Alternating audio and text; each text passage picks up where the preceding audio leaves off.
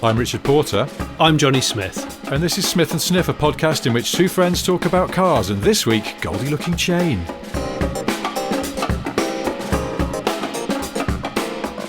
I think that anyone that denies the talents of disco music should be put down. Look, I feel backed into a corner here, but I love disco music. I think it's awesome. Who doesn't? Well, people do. A lot of people don't. I know that people in the early 80s didn't, but it was mainly or a late 70s, I suppose. It was a reaction, wasn't it? Yeah, people were bored of it. I could see how it would get irritating. I mean, the thing that tarred disco music for me a little bit was student nights in the 90s. What, with afro wigs? Yeah, afro, I know. Actually, sort of quite tiresome and very sweaty. But I was just about to say exceptionally sweaty, and that was when you could still do indoor smoking. So it was that they used to come back smelling absolutely appalling, like a sheep that had cigarettes stubbed out on it. It was awful. Awful. But that's not to denigrate disco music itself, which is excellent. Mostly. No, I absolutely love disco. If I could go back to a time, people always say, "Oh, if you could go back to an era, what would it be?" I'd say, well, I'd like to have been of going out age in disco. Like late, say 76, being able to go out from 76 to 80. Well, yeah, but then are you saying you'd like to have been of going out age, but still where you grew up? Oh gosh, you always muddy the waters now, don't you? Well, no, just because what I think you're thinking of and I'm thinking of is Studio 54 and the glory days of true disco in New York, whereas in fact you're from Somerset, and I think that the disco scene may have been a little different, as it would have been for me growing up in Cheshire. I think the disco scene would have been delayed to the point where I would have been waiting for it, and it would have been, hang on, I thought around 77, 78 disco was stronger. Oh no, it didn't come to Somerset until 82. Oh shit.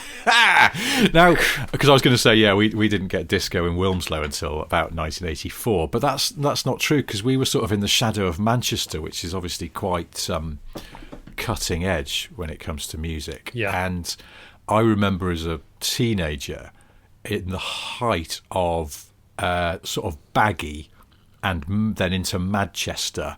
It was and where sort of guitar music fused with dance music, and it all became more interesting. And so we'd got, like, the Stone Roses were already a thing, but also just lots of other kind of bands that have been and gone, and the brief resurgence of flared trousers.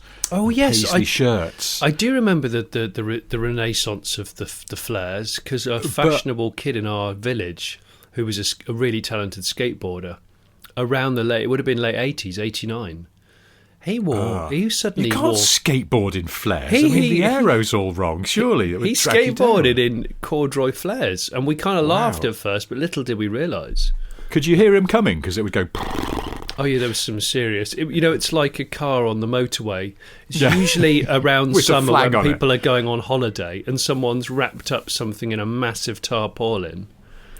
when they possibly didn't need to, and what they don't realise is the paint of their car is being flailed for the entire journey, and they get to the destination and the thing inside the bag is okay, but the roof is just primer of their car. It's just in primer. In fact, I saw a car on a trailer once that was wrapped in a tarpaulin, which is a really bad idea, listeners. You shouldn't do that.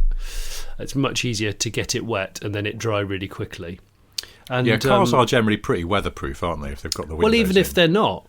I mean, I've had windowless cars, but you still would not put a tarp around it, because the problem is the tarp acts as a very aggressive, abrasive /flail mower when you get to about 60 miles an hour. I actually can't remember why I started talking. Come for the idle chat about flared trousers, stay for the practical car transport advice. Yeah, do not tarp a car when you're trailering it. It's a bad idea. Or a suitcase on the roof of a car. I was going to say, on the note of flares and paisley shirts and things that came with the sort of baggy thing, that's because that all did start happening in Manchester and in the Northwest in 88, 89. Yeah. And I remember in about 1990 going to see some friends of my parents in Nottinghamshire, and they hadn't got any of these things. No. Like, they felt like they were just sort of behind a bit. And it was the first time I went, oh, shit, actually, we live quite close to a scene. A scene is happening under our noses, and we don't even know it. Exactly. We were 15. And there is no internet. And there's no internet, yeah, and that's it. And it was all, but, there was once my mate Rob Jackson's older brother was walking down the street in Manchester in a Stone Roses T-shirt, and Ian Brown leant out of the back window of a limo and shouted, hey, at him because he saw his T-shirt. And it was like the most exciting news we'd ever had pretty much in history. That's quite cool. I mean, it is quite cool, yeah. I like that. I'm trying to think of if I've got an equivalent claim. Of course, we had a more authentic Mancunian experience when we went up to Manchester for your birthday, a load of us, to play Crystal Maze. Because remember we were walking down Deansgate on the way to the Crystal Maze experience. Yes. Do you remember this? And there was a guy at the traffic lights in a car with the windows down. He was playing music quite loudly, and that group of lads who were behind us, one of them just went, "Oi, knobhead, turn your music down, it's shite." That's right. I forgot about that. Knobhead is knobhead. so... I haven't heard knobhead for years. Well, since I moved away from near Manchester, I guess. But yeah, knobhead in a Manc accent is a beautiful thing. Oi. It's very nasal, isn't it? Oi, knobhead. Oi, knobhead. That's great. I love that. I totally forgot about that. That was a very, very fun weekend. Gosh, it seems like a very long time ago. But that was the pure concentrated Manc moment that it made me quite not homesick, but nostalgic for the area that I grew up in, because I've never heard anyone shout "Oi, knobhead" at a car at traffic lights in London. Do you listen to music that's centric around the area you grew up, though, and then get all dewy-eyed? Or just for generally proud? Particularly, but yeah, well, kind of, yeah. In the same way that, say, if I was Welsh, I would just constantly listen to the Manic Street Preachers, and even if it was a sunny, happy day. And Stereophonics, even if it was a sunny, happy day. Yeah, I do. I mean, I do listen to a lot of Northwestern music, but just because Northwest makes lots of really good music. If I was just listening to, like, New Order, one of my favourite bands. They had a new song out last week, which actually is a bit... a mutual friend of ours, I was talking to him about it because he's really into music, and he described it perfectly. He said, we both agreed we quite liked the New Order song, but that he said it sounds like it's modern New Order created by an algorithm, because it's got all the elements, like there's nothing really surprising about it. But they are still a fantastic band, and some bits of them do make me... think of like the Northwest. But I always get a bit when people go, oh yeah, the famous Manchester band Joy Division, who later became New Order, and you go, not true Manchester band, because two of them are from Salford and the other two were from Macclesfield, and Macclesfield isn't even in Greater Manchester, so no.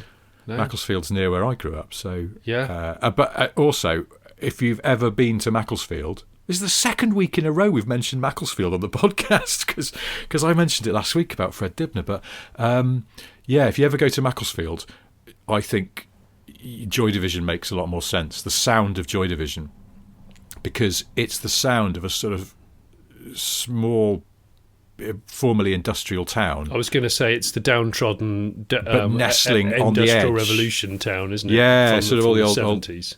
All the old chimneys and stuff, and where they used to... Well, if Fred Dibner hadn't kicked them all down.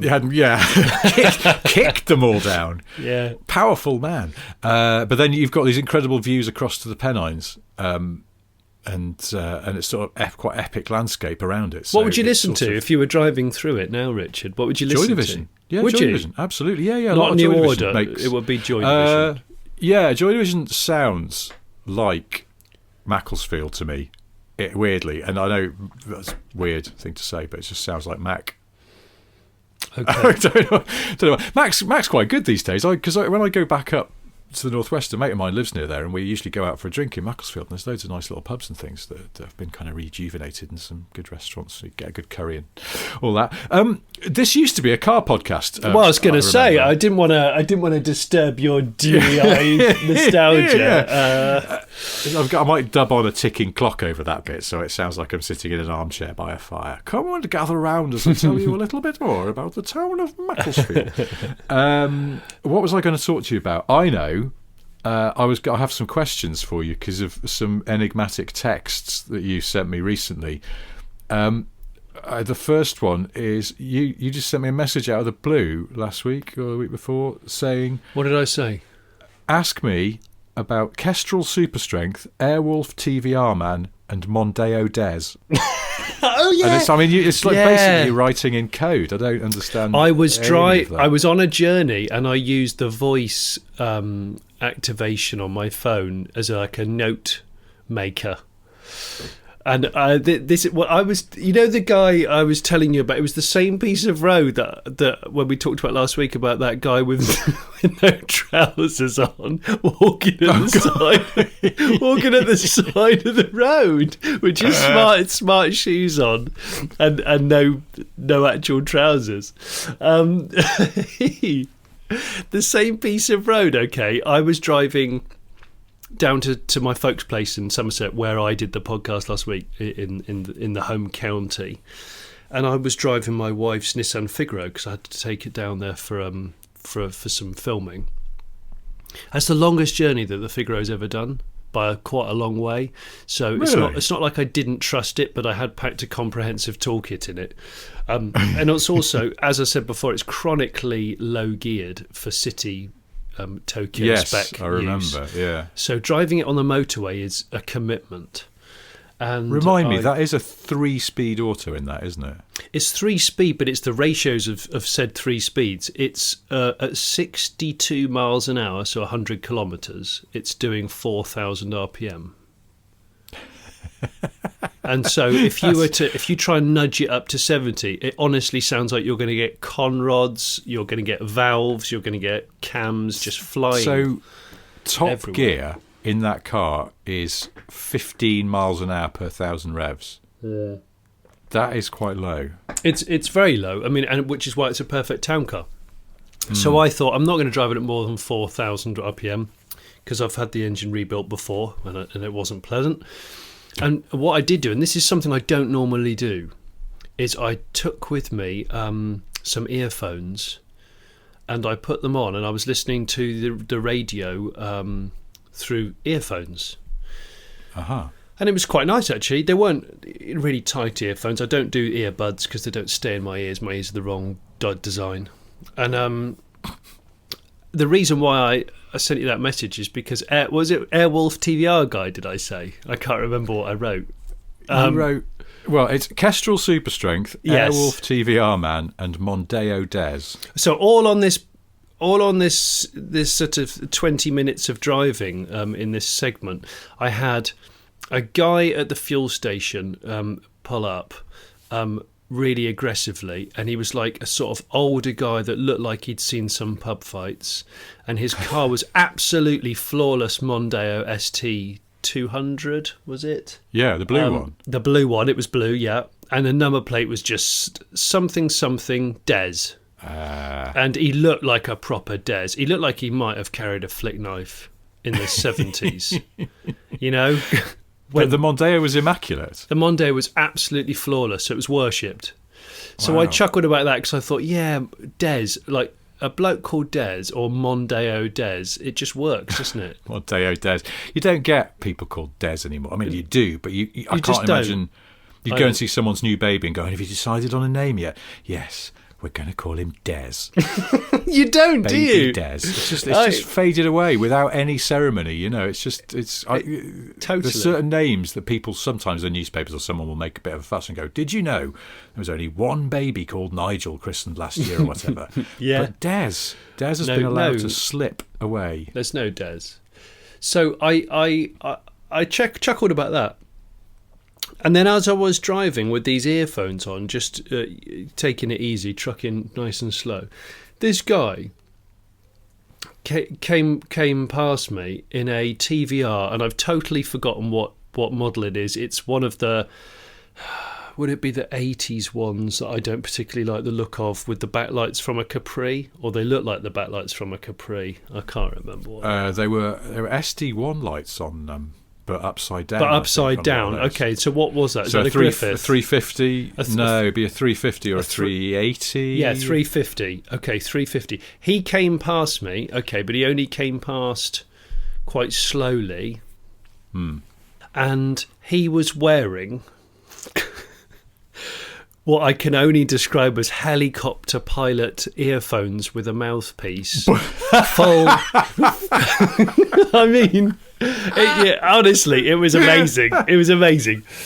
He was wearing full helicopter pilot head comms gear. And this thing was loud because I could hear it through my headphones. And he went past me slowly and then sped up. But what was cool was a bit of a tortoise and hare. I ended up going past him in some traffic when it all got a bit congested. And we smiled at one another because I'd totally forgotten I was wearing headphones for the first time in a car ever because I was listening to my radio app.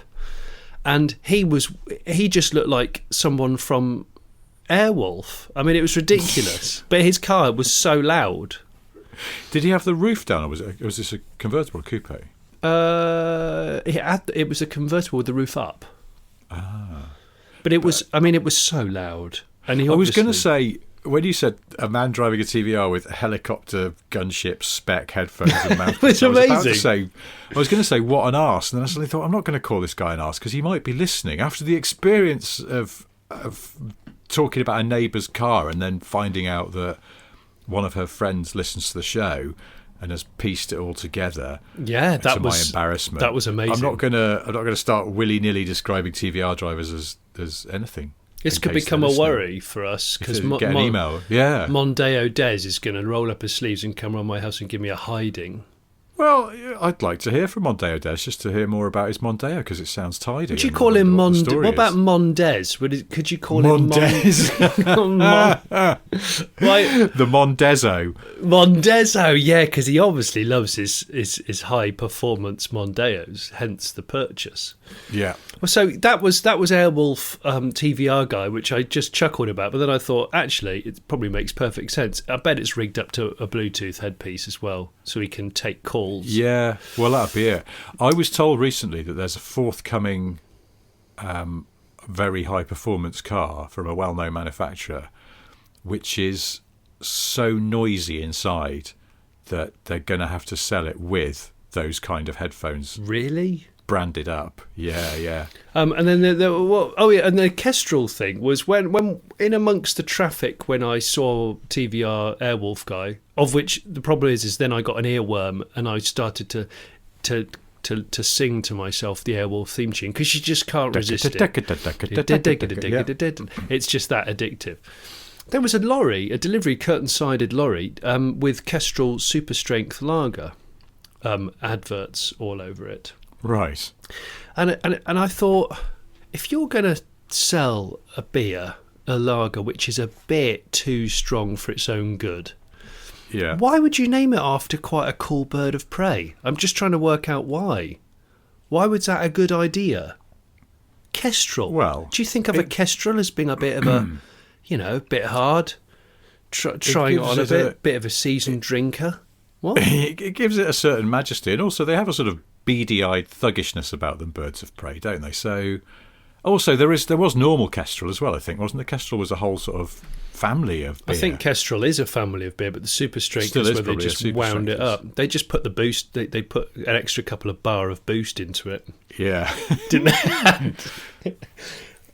So that's the thing. I just don't understand why you'd name an I don't know, disgustingly strong lager after a bird of prey.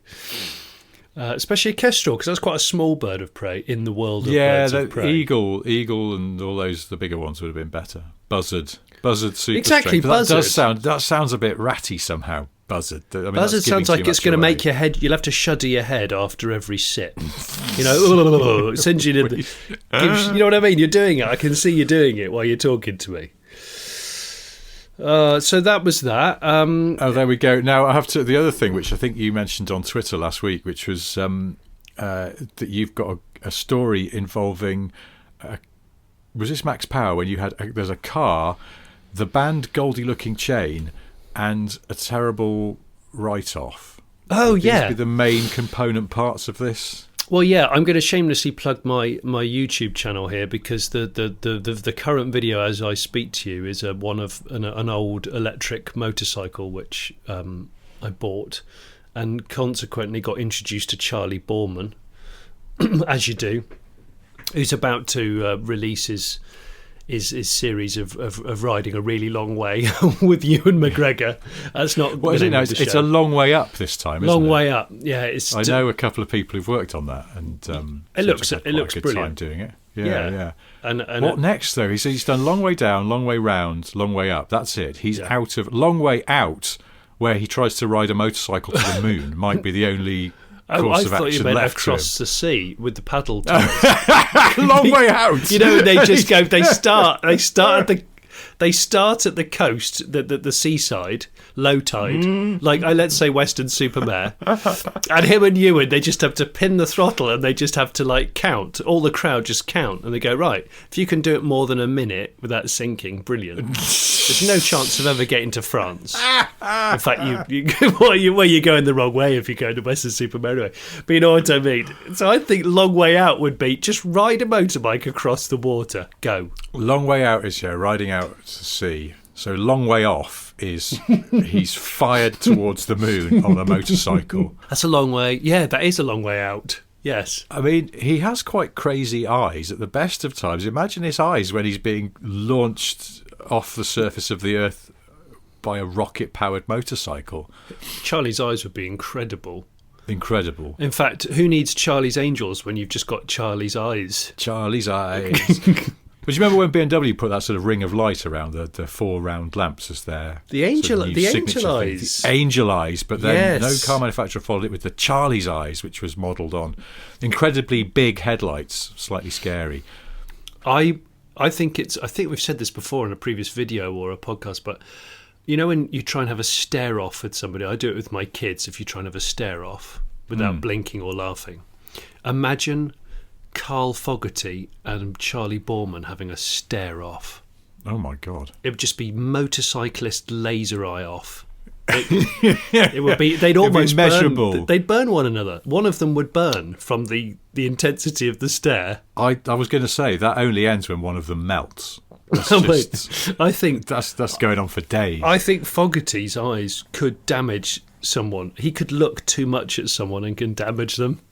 I'm convinced. But he has rather sort of Kestrel-like eyes, doesn't he? He could have been the spokesperson for Kestrel Super Strength, because he also has super strength. The spokesperson for a really strong fighty lager. I just can't imagine when he's a high performance motorcyclist as well. I mean, there's some PR issues around that, but the idea of a Kestrel-eyed man promoting Kestrel is compelling nonetheless. And they just have to put a line in at the end of the advert where he just went something like, "Now remember, I never ride when I'm shit-faced. And trust me, this stuff gets you proper walloped."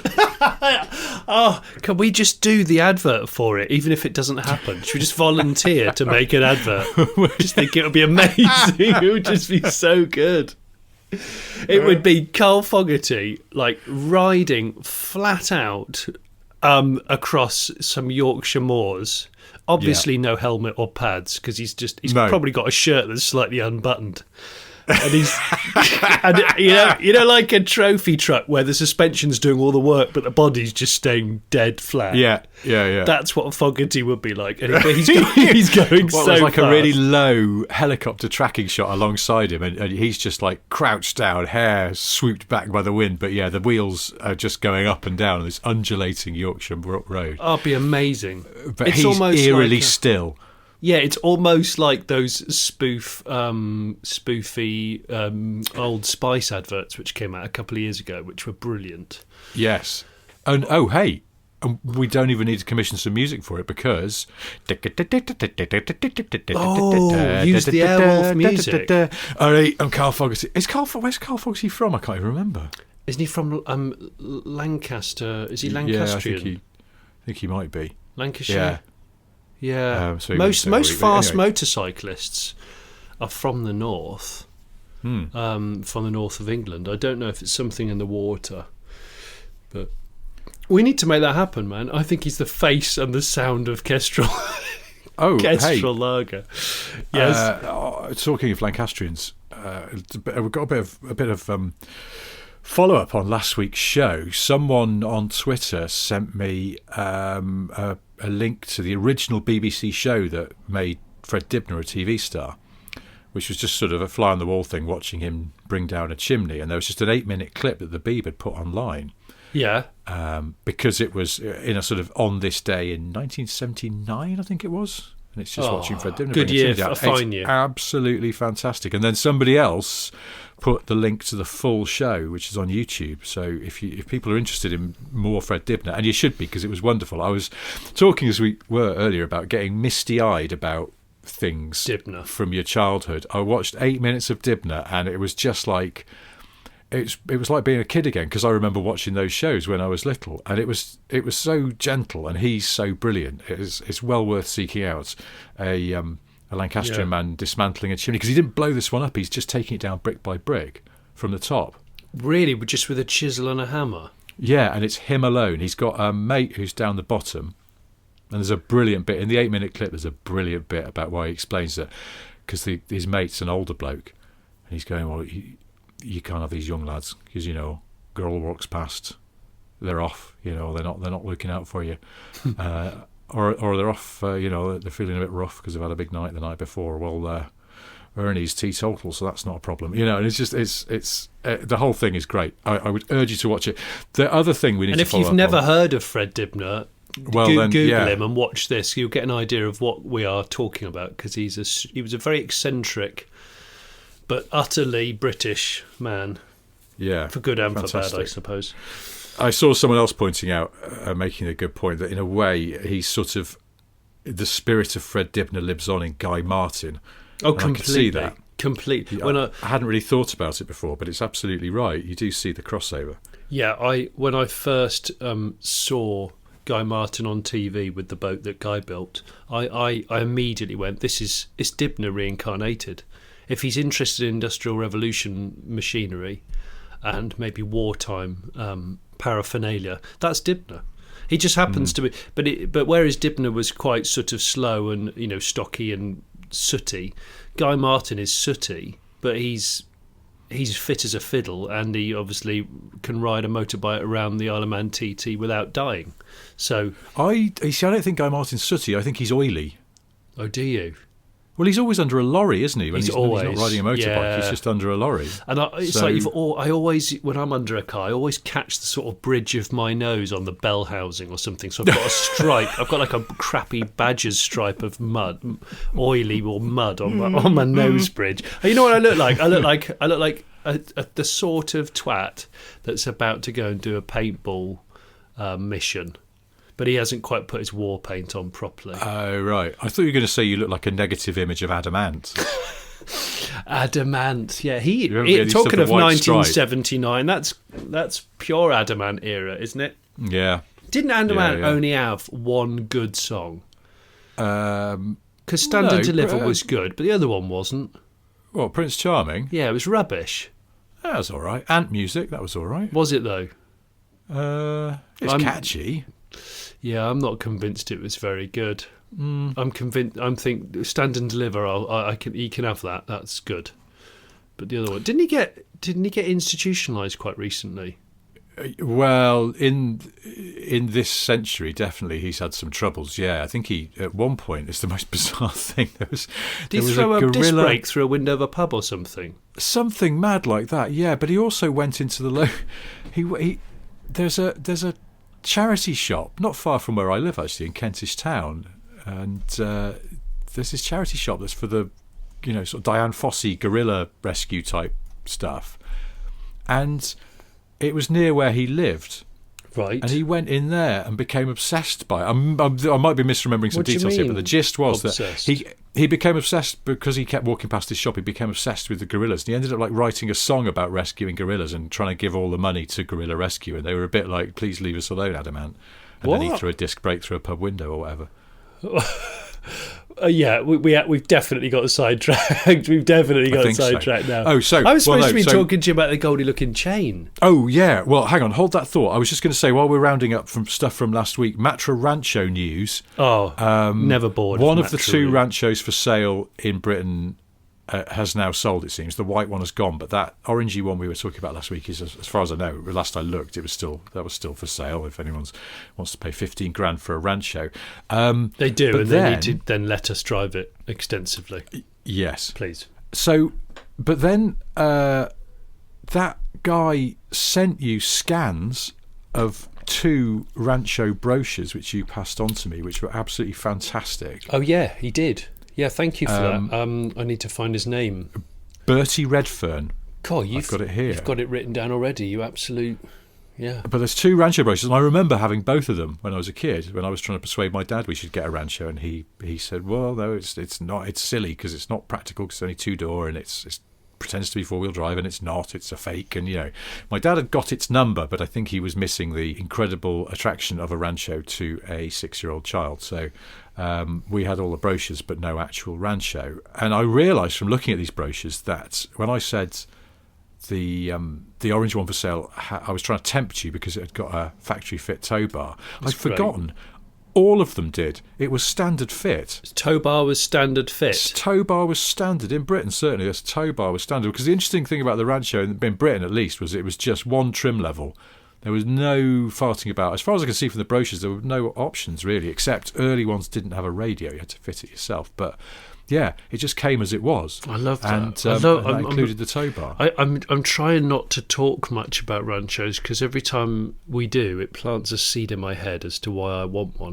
Well, and what I could do with it. But I can't believe the reaction we had to talk about, because I thought they're super obscure and that no one would really care. But we've had loads of communications on social media about Ranchos because. Well, there's one that I realised only belatedly after we were talking last week separately about the Rancho and the Zara Picasso, is that they were actually designed by the same bloke. Were they? Or at least, well, near as damn it. I don't know that he... That's brilliant. He was definitely responsible for all of the Zara Picasso because... He did the... was his name Ronald Pickering? No.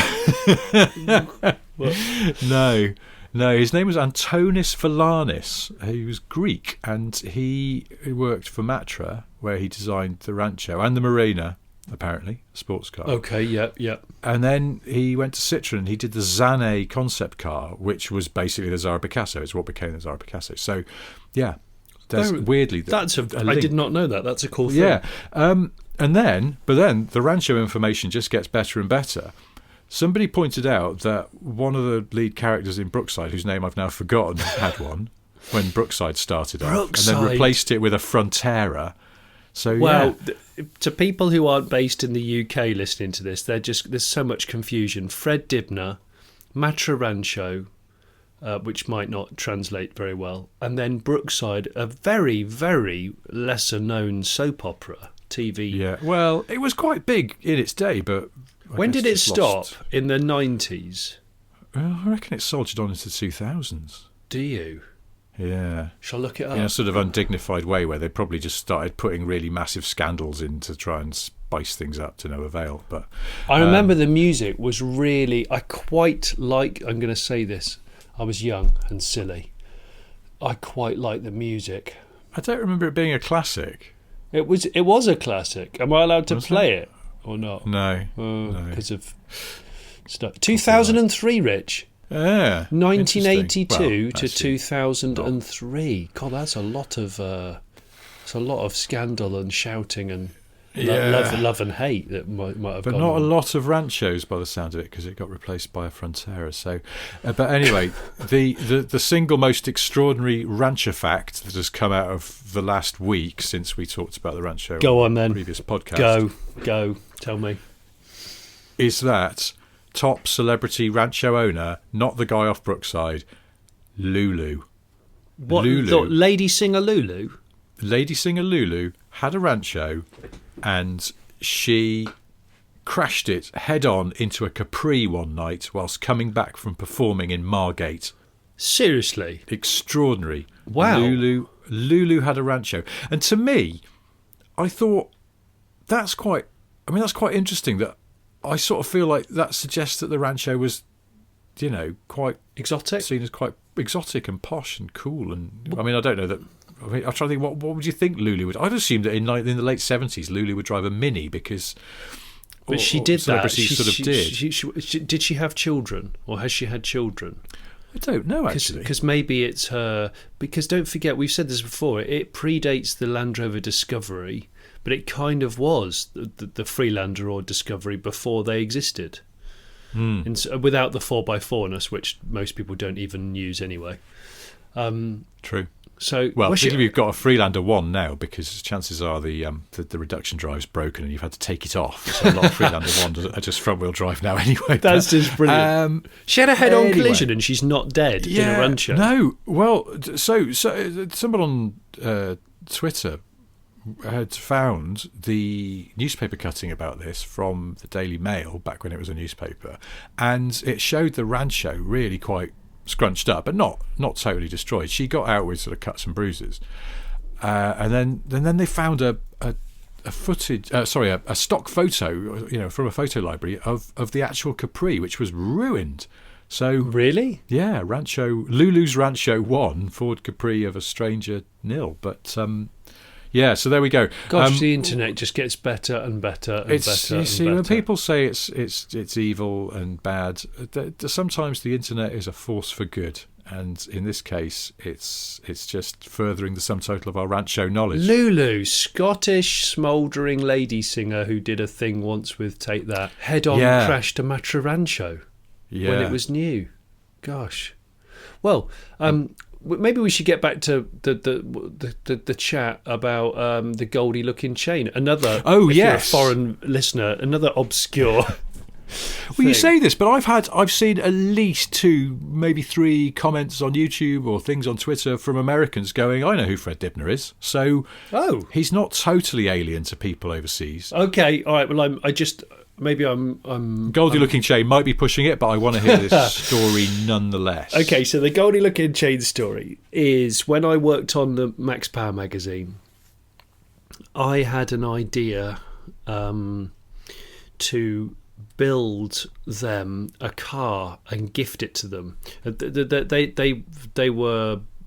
They just come out, I think 2003. I'm going to say maybe 2003, and this has all come back to light since the video that I put up on my own YouTube channel, Car Pervert, in the background where I'm Zoom calling Charley Boorman about electric motorbikes. There's a gold disc on the wall of my really scraggy, untidy office, and it's a gold disc that I got given by the manager of the Goldie-looking chain. Oh. And it's the one and only gold disc I'm probably ever going to have. And it says, presented to Jonny Smith to recognise the sales in the United Kingdom of more than 100,000 copies of Greatest Hits, Goldie-Looking Chain, Atlantic Records 2004. So the reason why I got this, we decided to build the Goldie-Looking Chain a car and gift it to them for a feature. And I spoke to their management and they were like, yeah, that'd be great, keep it a total secret. I said, yeah, cool, we can do that. I had it. I got a company to donate a trade-in Vauxhall Cavalier in Birmingham. We made sure it was MOT'd and taxed, and then I got some professional graffiti artists in Birmingham to paint it. And we did it in the Burberry check with a. Hang on, I remember this. Yeah, yes. you do, and we nicknamed it the Chavalier. Mm-hmm. And the Cav then came back to us at Max Power. We fitted some neons to it, a bad spoiler, and we recovered the seats with shell suits. So all of the seats had shell suit tops and their necklaces around the headrests. And it had numerous other bad accessories. So I then drove it to Nottingham to meet the band and give it to them, and we did a shoot with them. And I met the tour manager, I think. They were doing a gig that night, which I went to in Nottingham Rock City. And it was hilarious. Well, when we gifted them the car, they were really excited, and They posed for a bit for the static pictures, but they immediately just wanted to get in the car. They got in the car and they just drove off flat out before we'd even had a chance to sort of discuss insurance or anything. And I was really panicking because I thought it was going to all end quite badly. It didn't, though. Then when they got the car back, they said, listen, we really want to use this for our new single promotion in London in about 3 weeks. Could you bring it down to London? I said, yeah. So I drove it home. We did that. We processed that shoot. I wrote the feature. Then met them in London a month later, drove it down to central London where they were promoting their single, Your Mother's Got a Penis. You might remember it. Great song. I think it samples an Eric Clapton song in it. Does it? Yeah, I think it does. Dear Eric, we would like to sample one of your excellent records in our new track. Please give your permission. Hello, Eric Clapton here. Can I just ask, what's the track called? Well, it's called Your Mother's Got a Penis. Sold. So then, the car, I get down there to the rendezvous point, and it is mobbed.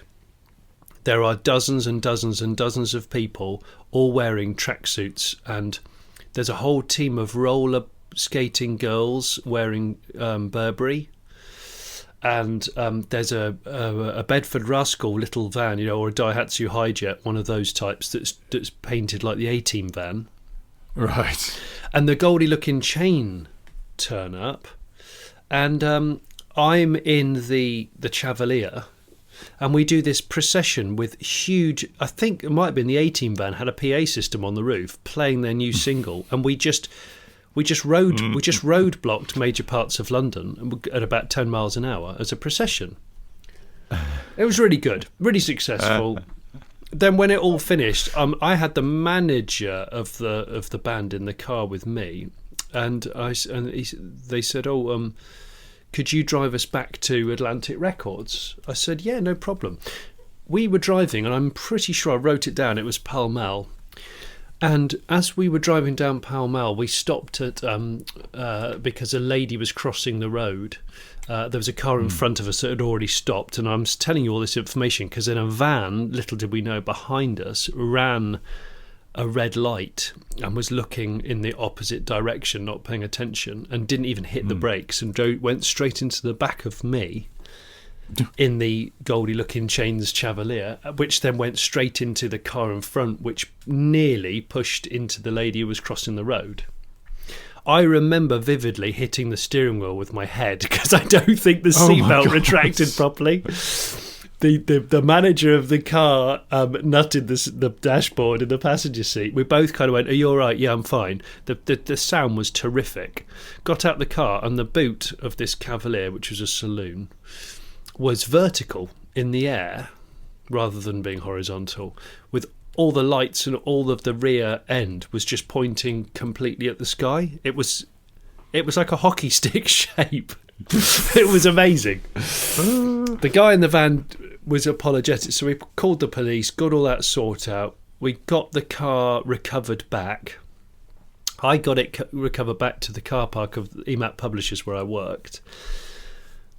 I did have quite bad concussion actually that day, and but the best bit was that the car still worked. I started it up the week after, and it still ran and drove just fine. So I took it around the corner for a pub lunch, and it still, even the brake lights still worked. It was amazing. Even though they were pointing at sort of the wrong direction, it all still worked. So the car, and also the car, because of the crash of the car, we made the news twice. So the whole Your Mother's Got a Penis kind of PR stunt got some column inches, but then the Sun got wind of the fact that the car had got written off on Pall Mall, and the manager took some photos, and I think he must have given them to the Sun, and so the Sun ran the whole thing about the Goldie looking chains Cavalier getting destroyed.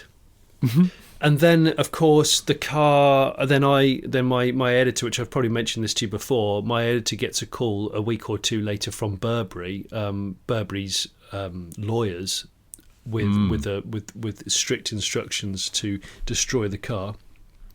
Otherwise, there's going to be some suing going on. So I had to chaperone the car to a scrapyard, and I had to video it being picked up by a crane and crushed. And oh no! Yeah, but before I did that, what I did was this was the days of handy cams. There was no YouTube then. We decided to see how long the engine would last in the Chevalier. So I did I got the camera rolling, and I got in the car having not touched it for a week, and started it with, you're going to hate this, with my foot flat on the throttle. I chocked the throttle down on the limiter, and we just sat there and just waited to see what would happen. And after about 10 minutes of just nothing but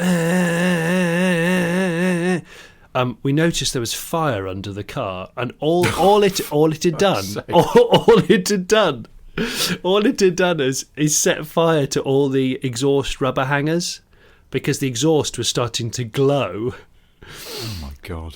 But the engine wouldn't die, so it still didn't die when we took it to the scrapyard. So there's the story. Well, now I've just searched for Goldie Looking Chain Burberry car, and what comes up here on Shutterstock, the photo library? Yeah.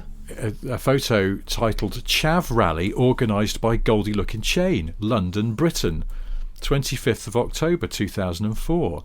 It's a photo of this Burberry painted Cavalier with a load of women sitting on the bonnet. They've got short skirts on and roller skates. Do you remember this? Yeah, there was a whole procession of them with the skates.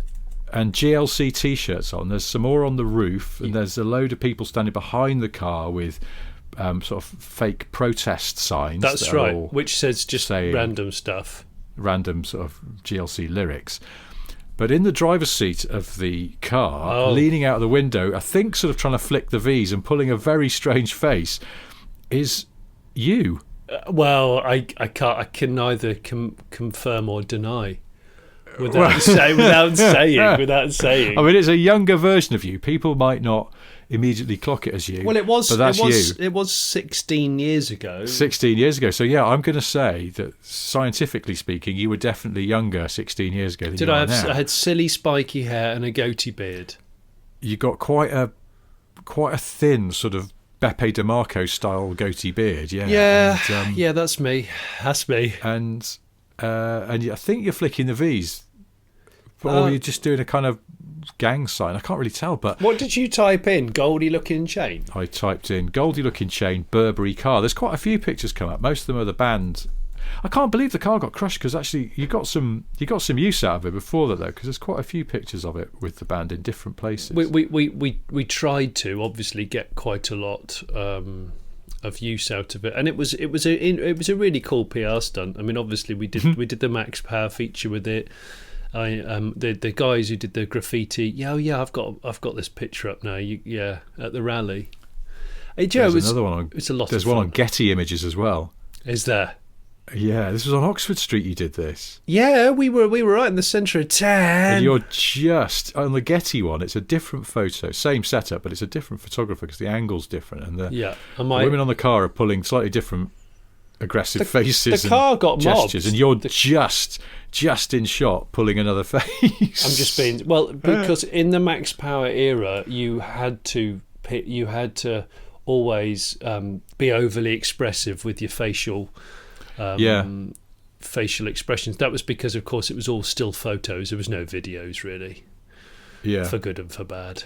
So, that is weird, isn't it? Yeah, there's actually quite a lot of photos of this car. So it exists. Yeah. It exists. Considering it had a short life, but infamous. That's amazing that you had to have it crushed, though. Bless that car. I had a lot of fun with that car.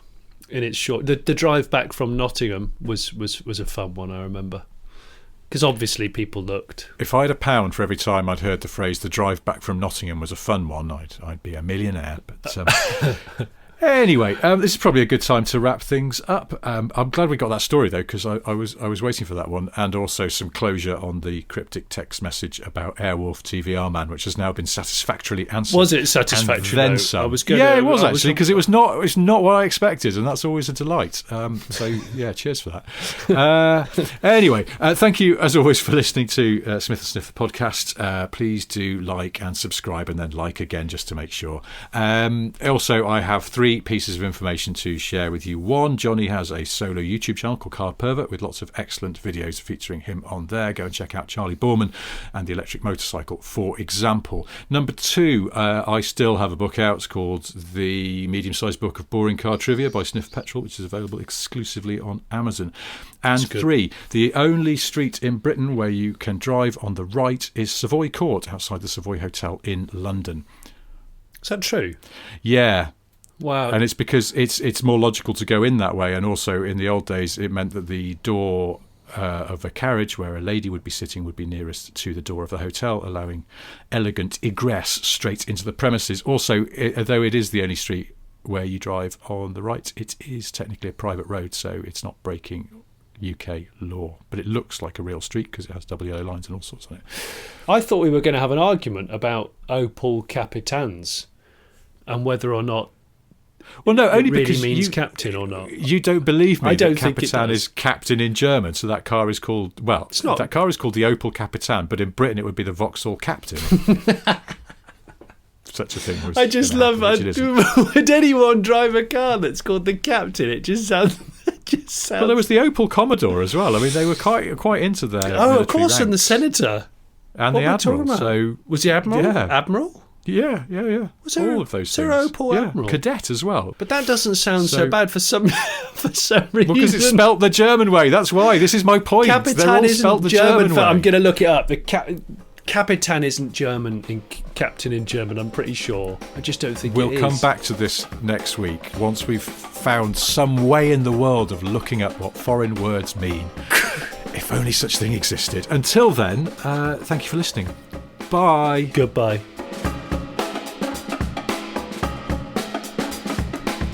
Well, it's called Your Mother's Got a Penis.